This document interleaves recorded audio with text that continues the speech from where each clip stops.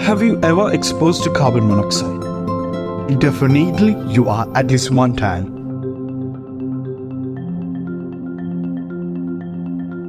In this video, we are going to talk about dangerous carbon monoxide. Carbon monoxide is colorless, odorless, and two-atomic gas. Carbon monoxide binds to hemoglobin with much greater affinity than oxygen, forming carbohemoglobin and resulting in impaired oxygen transport and utilization. Carbon monoxide poisoning shows symptoms such as headache, dizziness, nausea, breathlessness, collapse, and loss of consciousness. Severe poisoning causes death.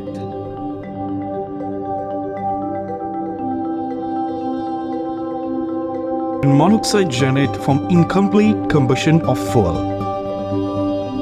Biomass burning, forest fires, gas appliances, and industrial emissions are some of the sources of carbon monoxide. To prevent from carbon monoxide, don't leave vehicles inside. And also, don't use barbecue machine in your inside area.